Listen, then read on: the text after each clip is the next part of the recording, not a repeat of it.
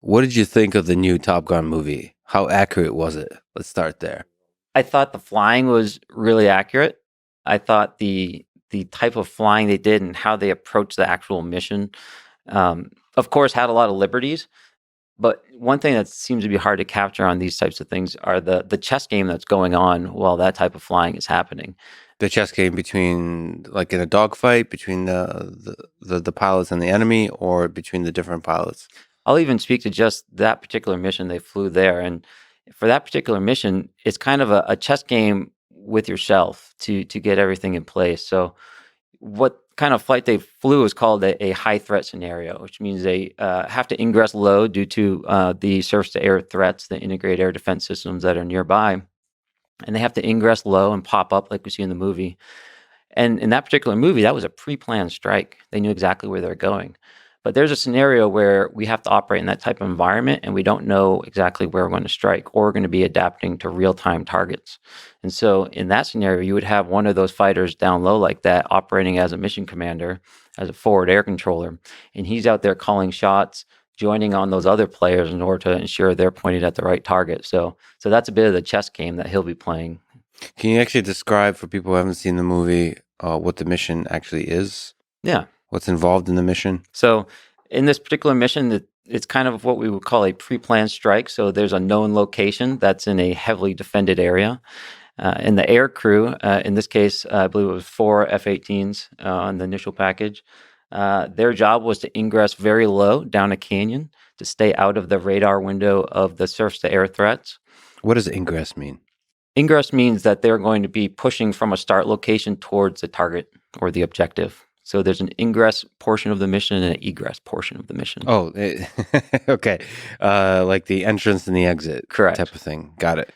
But it changes our mindset tactically quite a bit, right? Because when we're entering someplace, we have the option to enter. But when we go drop a bomb on a location, we're exiting, we don't have that luxury. We don't have that option. So it actually changes our tactics and our aggression level.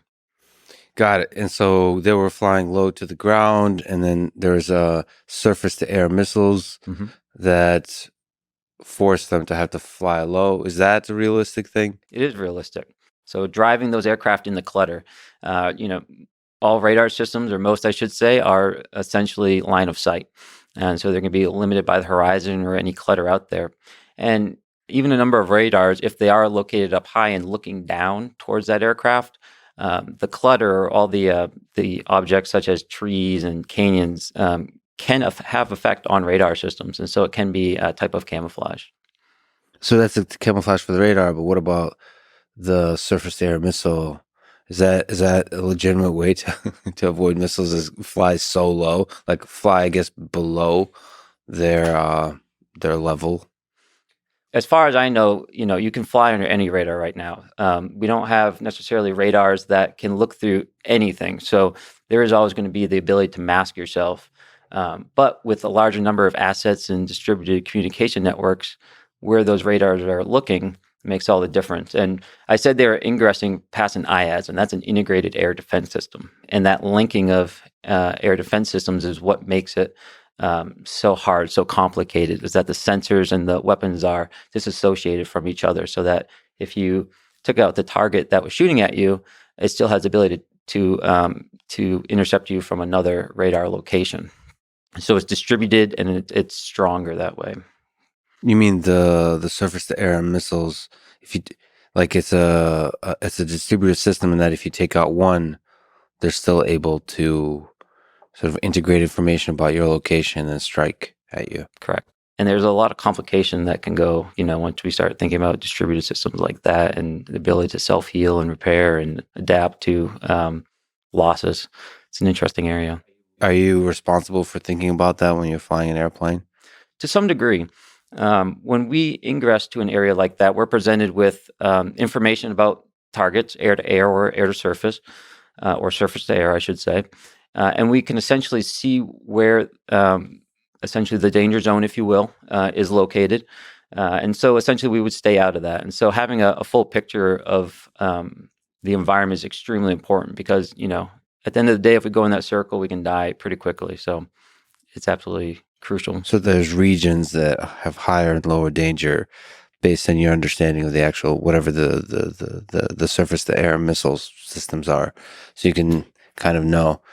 That's interesting. I wonder how automated that could be too, especially when you don't know. It seems like in the movie they knew the location of everything. I imagine that's less known in most cases. And also, a lot of those systems might be a little bit more ghetto, if I can use that technical term. Like I've gotten ad hoc, maybe is the I don't know, but having just recently visited Ukraine and seen a lot of aspects of the way that war is fought, there's a lot of improvised type of systems. So you take high tech, like advanced technology, but the way you deploy it and the way you organize it is very improvised and ad hoc, and is responding to the uncertainty in the dynamic environment. And so from an enemy perspective, or whoever is trying to deal with that kind of system, it's hard to figure it out, because it's like me. I played tennis for a long time, and it's always easier to play. This is true for all sports. Play tennis against a good tennis player versus a crappy tennis player, because the crappy tennis player is full of uncertainty, and that's really difficult to deal with. It seemed like in the movie the systems were really well organized, and so you could plan. And there's a very nice ravine that went right down the middle of them. That's how movies work, isn't it? Yeah. But no, I absolutely agree. So, what you say is a very good point. And as if we were to take a chunk of airspace and break it up into little bits, there'd be places that are better to fly or less good to fly. And we are seeing that now with what they call manned-unmanned teaming.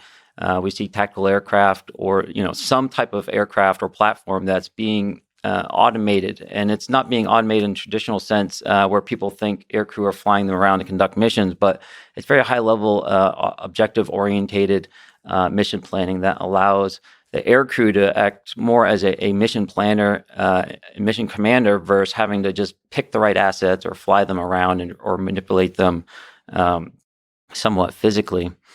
So actually going back to the chess thing, can you elaborate on what you mean playing a game of chess with yourself? When you're flying that mission, what exactly do you mean by that? Well, there's a few people you're usually fighting against in the air. There's the bad guys, and then there's physics and Mother Nature, right? So when we're down at about 100 feet, it's a chess game to stay alive for the pilot, and it's a chess game for the Wizzo to process the information he needs and then communicate it to all those other aircraft that we're flying around to ensure that they're putting their weapons on the right target. What's the Wizzo? Wizzo is a weapons systems officer. He's a backseater who is not a pilot, but they're responsible for radar manipulation and communications and weapons deployments of certain natures. So the chess game is against physics, against the enemy. Time. What about your own psychology? Fear? Uncertainty? No. No, there's no time for that type of self-reflection while we're flying. I want to get to that, but I don't want to forget the point that you made about increased randomness being a tactical advantage.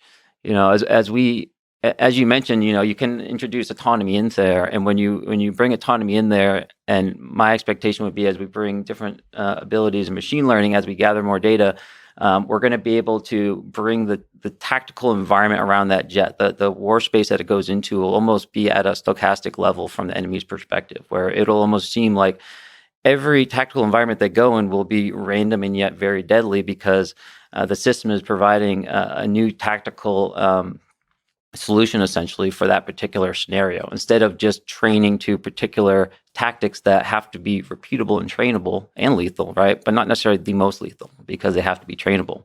But if we can introduce AI into that, and to have a level of randomness, or at least appearance of randomness due to the complexity, I would consider it like a stochastic tactical advantage, because even our own blue fighters wouldn't be able to engage in that fight, because it would be unsafe essentially for anything else. And I think that's where we have to drive to, because otherwise it's always this chicken and mouse cat game about whose tactics and who knows what.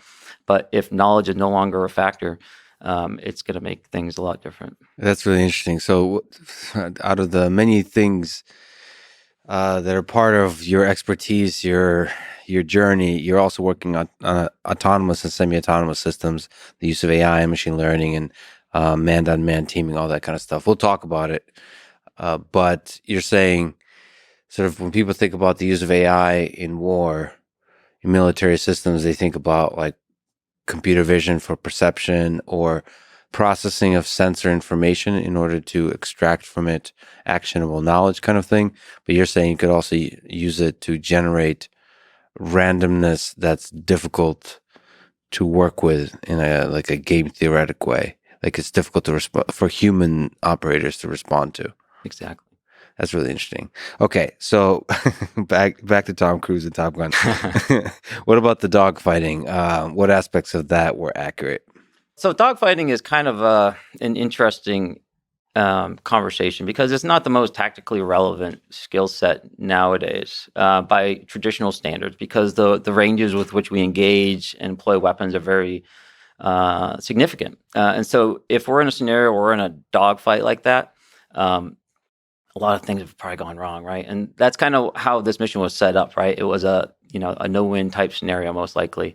And so for a dogfight, the aircraft size and the ranges and the turn radiuses make it so it's not very theatrical, right? The aircraft looks small, and while it's intense with the systems I have and the sensors and what I'm feeling and all that, if we've done it, right? We take video of that and it's just like a blue sky and you see a little dot out there. So not very interesting. And so anytime it really looks interesting in dogfight arena, that's most likely fiction, because we really only get close for a millisecond as we're zipping past each other at the merge. You're breaking my heart, Ryan. I know. Breaking my heart. No, I understand. In a dogfight, you can go out and have fun, but in a dogfight specifically, maybe that was more common in the earlier wars of World War II and before that. Where is it due to the sort of the range and the effectiveness of the weapon systems involved? Basically. Correct. And the accuracy of the targeting systems at range. But there's also a train of thought that hasn't necessarily been tested out yet, which is with the advent of advanced electronic warfare, EW, and or unmanned assets, the battle space may get so complex and missiles may essentially just get dropped out of the sky or wasted, such that you're going to be in close with either IR missiles or guns if it's a no kidding, must defend type scenario. First of all, what's electronic warfare? It's basically trying to get control of electromagnetic spectrum for the interest of whatever operation is going on. So in the tactical environment, a lot of that is trying to deceive the radar, or can we deceive the missile, or just, stop their guidance, things of that nature.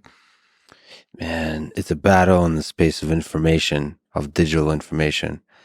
Yeah, well, F-22 and F-35, right? F-22 is a big, expensive aircraft, and it was made to be a great fighter.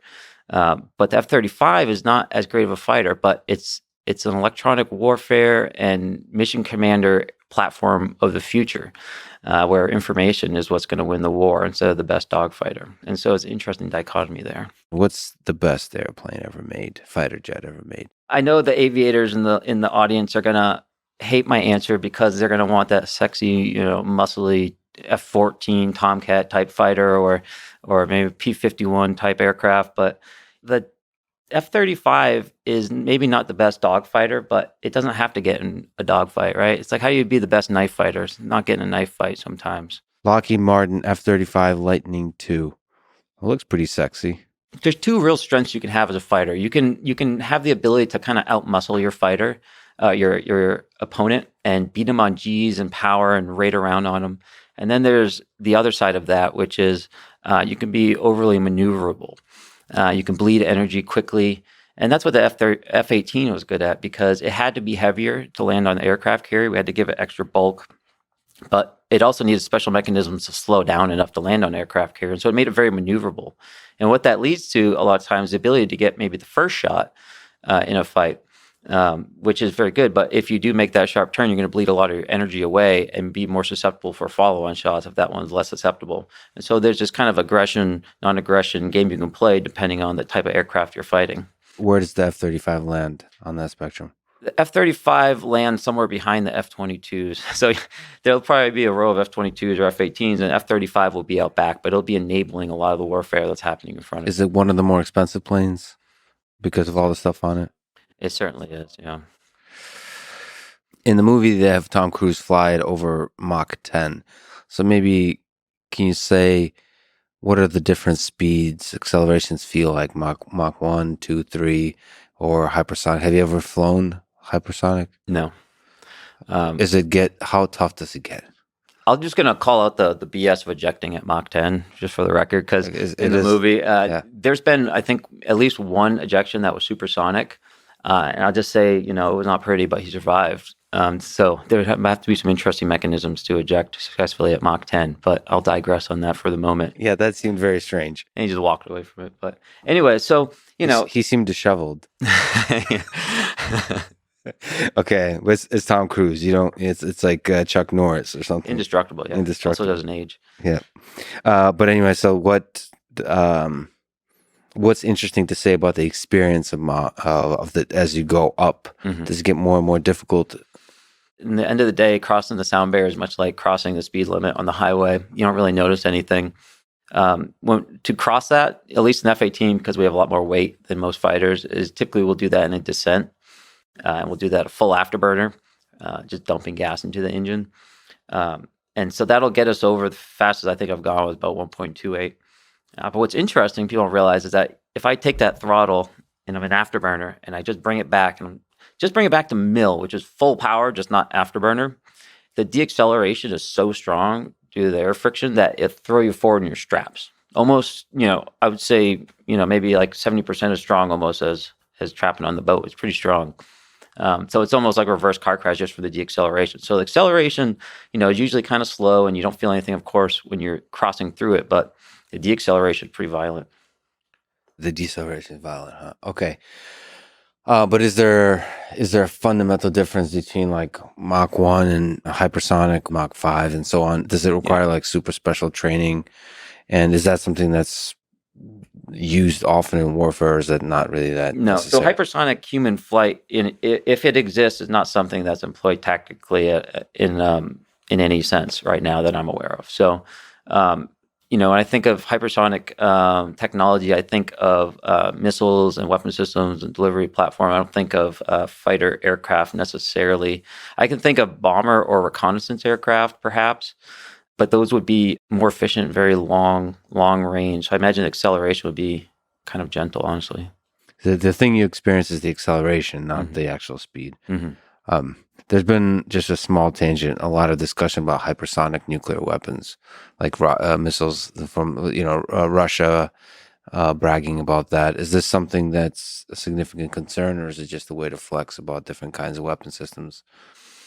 Hypersonics, I do think, pose a challenge for our detection systems because there are design considerations in these sensor systems, as always, right? And when you build them and the technology progresses to a point where maybe it's not feasible to use that technology, there's a problem. But with the all domain and kind of cross domain data linking capabilities we have, it's less of, it's a more of an integrated picture, I'll say.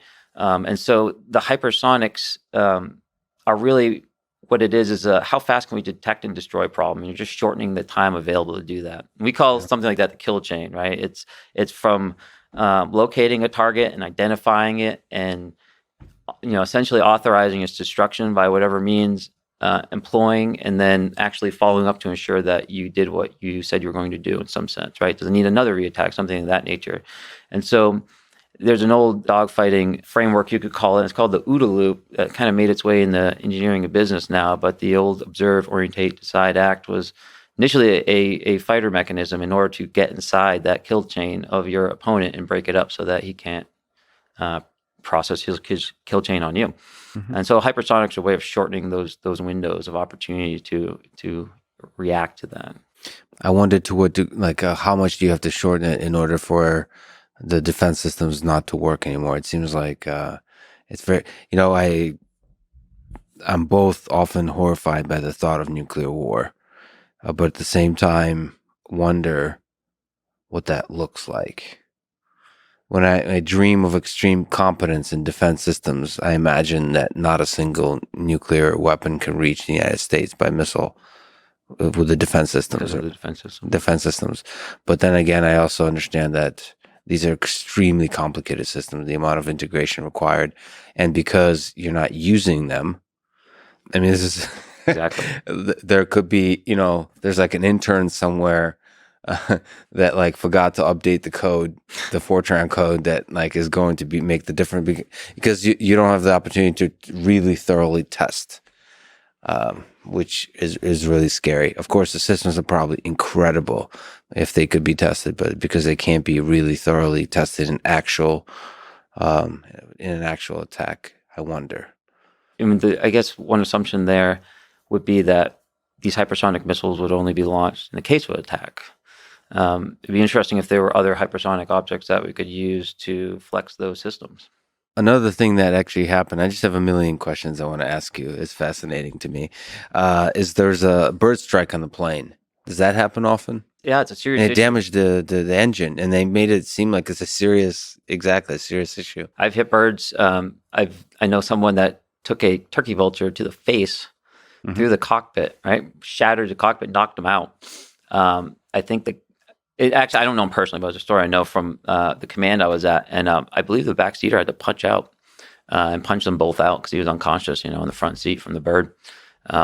It can kill you from hitting you. It's like a bowling ball going 250 miles an hour. It can take out an engine very easily. Every airport I've flown at in the Navy, I've had to check the bird condition, if you will, to see how many birds. We've had to cancel flights because there's too many of them around the airport. Some airports even have bird radars, military airports. Is there systems that monitor the bird condition? There is, yeah. There's actual radar systems, and you can go in the certain bases. You have to call up, and they'll tell you what it is for the day or for that hour. And other ones have it in like their weather report that goes out over the radio. What are some technological solutions to this, or is this just because it's a low probability event? There's no real solution for it. I would say it's not a low probability event. I mean, this is happening a lot. I mean, although the hits themselves aren't necessarily that common, or I'll say a catastrophic hit, either a near miss or a hit, or the pilot having to actively maneuver to avoid it is pretty common. And in fact, it seems stressful. It is. It's so common, in fact, that we know that you never want to try to go over, or you never want to go under a bird if you see it in front of you. You always want to try to go over it, because what they'll do immediately if they see you and you startle them is they'll bring their wings in and just drop straight down to try to get out of the path. It's interesting. I didn't know they did that. But so if you try to go under them, they're going to be dropping into you. So you typically want to try to go above them. Is this something you can train for, or no? Is this one of those things you have to really experience? It's a skill set that you somewhat train for in the duties of being a fighter pilot, in a sense, right? Being able to react to your environment very quickly and make decisions quickly. So, is that one of the more absurd challenges you have to deal with in flying? Is there other things, sort of maybe weather conditions, like harsh weather conditions? Is there something that we maybe don't often think about in terms of the challenges of flying? Birds, in a way, aren't a ridiculous threat for us. It's a safety threat that, anything physical in the air is something that we really have to be careful about, whether we're flying formation off of the aircraft right next to us, or whether it's a turkey vulture at 2,000 feet, or a flock of 5,000 birds like at the runway, and we have to wave off, And although they're low probability, a lot of bases will have like actual environmental protection agency employees that are responsible for safely removing migratory birds or different animals that may be in the runways or flying about. Wow. I didn't know what a turkey vulture is, and it really does look like a mix between a vulture and a turkey. Yeah, they're huge. and look kind of dumb. No offense to turkey vultures. In that movie, who was the enemy nation? Was it? I guess they were implying it's Iran, or is it Russia? I didn't think they were implying any particular nation state, frankly. I think they did a somewhat decent job of having some ambiguous fifth generation fighters. The location and the stockpile, like I get like how the story kind of insinuates certain things, but they seem to do a good job of not having anything directly pointing to another nation, which I thought was, the good move. I enjoy these type of movies as an aviator and, as an American, right? Because it's a feel-good movie, but we shouldn't be celebrating going to war with any particular country, China, Russia, whoever may have these weapons. It's fun to watch, but it would be an incredibly serious event to be employing these weapons.